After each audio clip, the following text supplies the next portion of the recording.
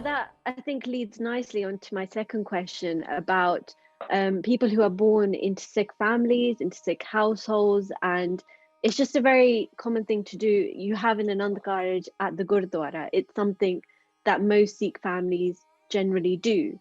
But obviously, not everyone understands the Laavan or understands the purpose of what should happen on a day-to-day life afterwards. What advice do you have for couples who don't understand or might not follow those teachings from the Lama on a daily basis? First thing is that the Lama are essentially spiritual.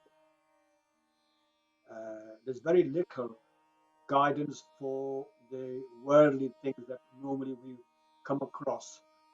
There are some indications for that. Obviously, it all benefits the worldly thing, but the journey is spiritual.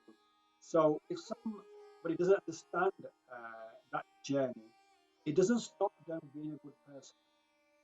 Now, we all know if we've been brought up by good parents, we all know what's wrong, what's right. If we don't know that, then we're going to struggle, obviously. And people who ignore their elders' teachings in wrong and right, they're the ones who usually go away from Sikhi and their families and the community. So my view is that whatever stage they're in, when they come to the Gurdwara, it should be the job of the management and the Granthis and the Kirtaniya to educate the Sangat on the teachings of Guruji in terms of marriage and Lama. That's the point where it should happen. But I also recognize that some Gurdwaras are already doing that by actually asking a couple to come to Gurdwara before the marriage, and they go through a lot of knowledge-based sharing of information. That's probably another good way of doing it because it gives you more time to let the couple know what they're getting into in terms of Sikhi and as married life. If that was happening after Gurdwara, then we'll have no problem. Because that will really change things. But Faisal, don't you think also the issue that we have here is that our attitude has changed? Because if we look at the outside world, for example, you were married, what, about 40 years ago now? 48 years ago. 48 years ago. And, the difference then was a girl would come in, she'd come in from her parental house, and she would go into a Sora Parvar, and by hook or by crook, whatever would happen, she would settle into that house and she would go into the Taur Tariqe of that house.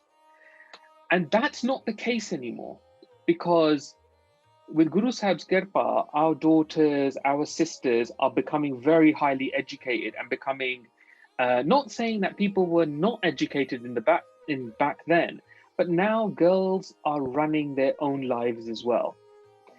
And where before the acceptance, the change generally used to happen just in the girl, now the change needs to happen both ways.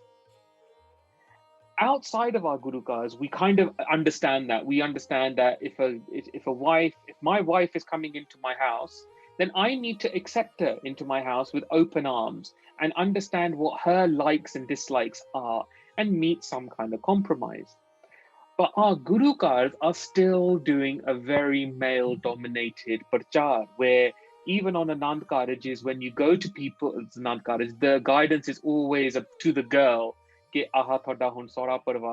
must fit in, this, that, and the other. That same prachar that we had 60 years ago, 50 years ago.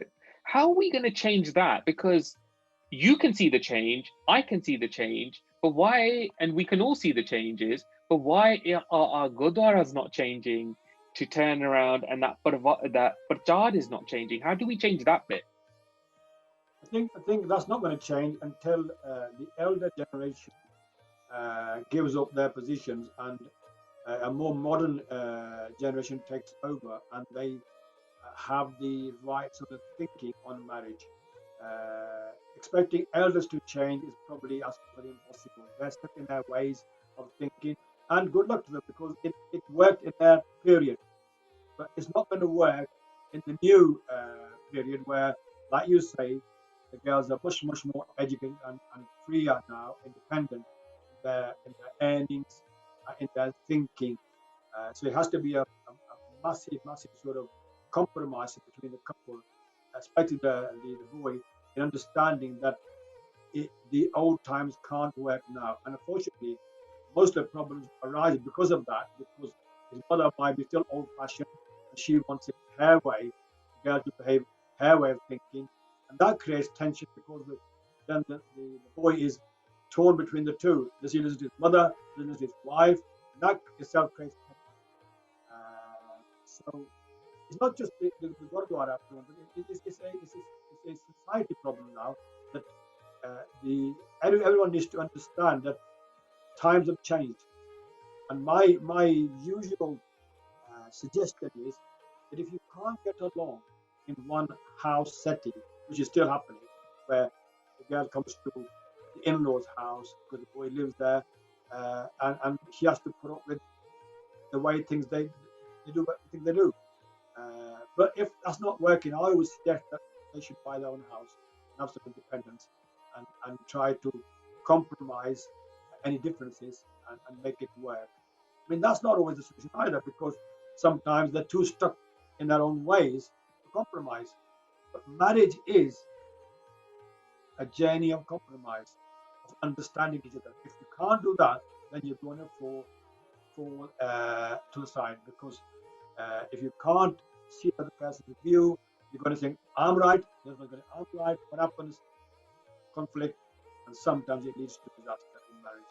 So we need to really, the whole elder generation and the new generation need to really understand each other.